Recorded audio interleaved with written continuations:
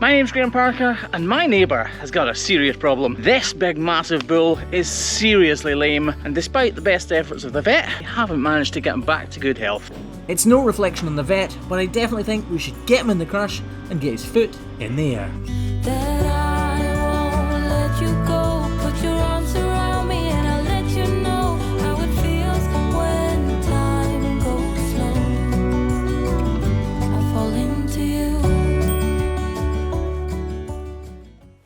So he was actually over last night, my neighbour, not the bull, because there was something up with the sheep across the road from my house, and he said that he had a bull that had had a huge problem. He was receiving antibiotics and anti-inflammatories, but nothing was working. What did I think? I said, well, to be honest, I'll just come and see him tomorrow. So tomorrow is today, and we're on our way to see this big Charlie bull. Hat first. Who's got a Hoof GP hat? Come on, own up, who's got one? I might as well just get ready first.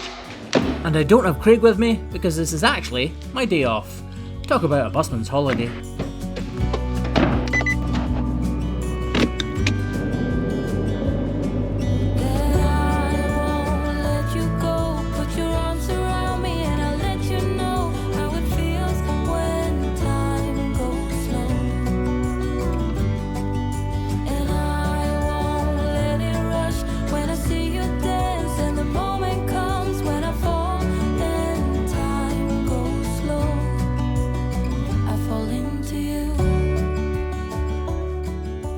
This farm is literally half a mile down the road from my house. He really is my neighbour, and when I get there, he's already got the bulls in the pen, all ready and waiting. So all I need to do is reverse into place and get all set up, ready for this big boy.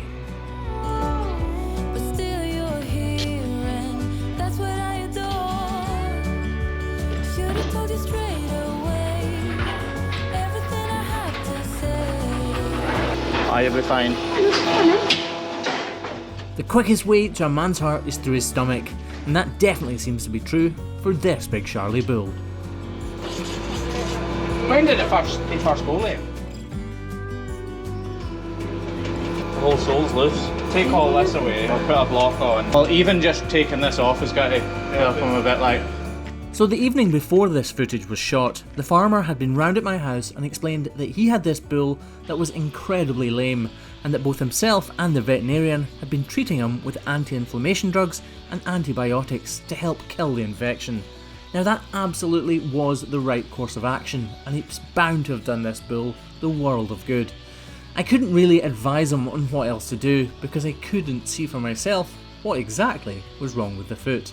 Which is why I felt it was so important to come round as soon as I can to get his foot in the air and see exactly what the problem is.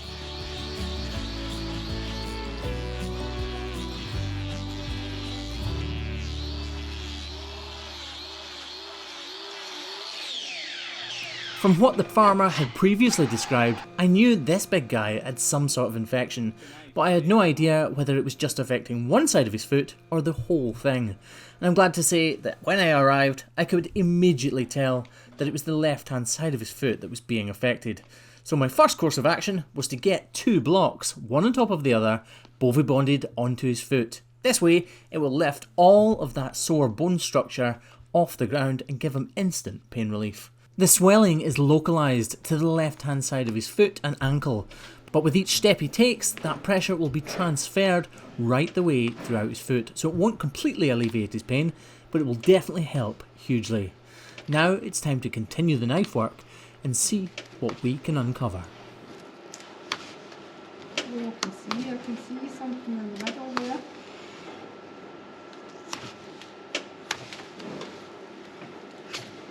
Can you see it? As you can probably tell from the talking in the background, this bull is hugely important to this farming family. Not only do they know him really well, his name's Lancelot by the way, but he is extremely important for the breeding season ahead, so we need to do everything we can to get him back to full health. Cast your eyes and make your focus high up on his hairline, where the hoof horn meets the hair. He has had an abscess there within the hoof capsule, and that abscess, or rather the infection, has travelled up into the joint ankle, and that is why this bull is so sore. As it turns out, there actually isn't going to be all that much I can do with his hoof. But that doesn't mean that we can't get this bull on the road to recovery, as you're just about to find out. There's been the real problem. The abscess in the middle, isn't it? Yep. Well, that's been pus, but it's solidified now into granulated tissue.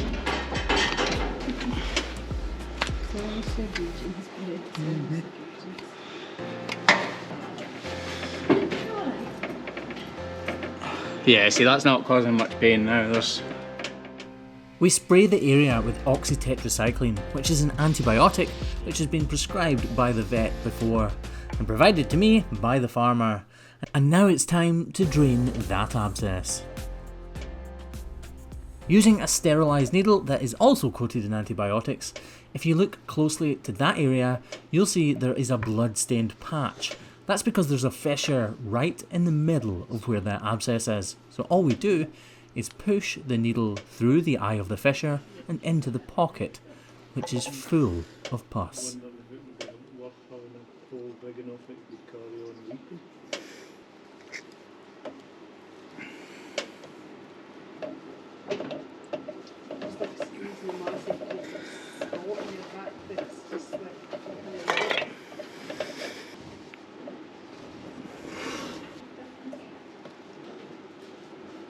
Towards the ground. Imagine the relief even just that small amount would make. The farmer massages the area and pushes as hard as he can so that as much pus as possible is released from that hidden pocket of abscess beneath the skin. After that, we clean it up and spray it once again with oxytetracycline so that he doesn't get any worse than he already is. With problems like this, it is very likely that that abscess will balloon up once again and refill with pus. The best course of action for a bull like this is to be re-seen and re-seen until he is fully healed. Abscesses like this are usually best treated by being fully opened up, but that is not my job. I cannot and will not ever cut into live flesh. But unfortunately for this bull, that is probably the best course of action. So I'll reach out and offer the vet the use of my crush if it helps any. We may not have put this bull on the road to recovery, but we have definitely helped his levels of pain and helped to reduce the level of inflammation. Hopefully the future for this big bull is bright and he at least has a chance at a full recovery.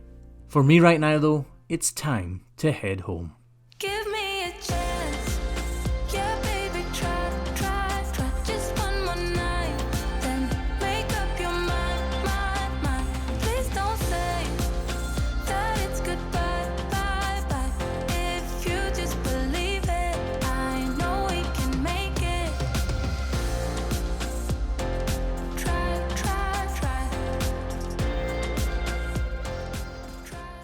Look what the farmer's wife left for me and the kids. Chocolate for me and beer for the kids.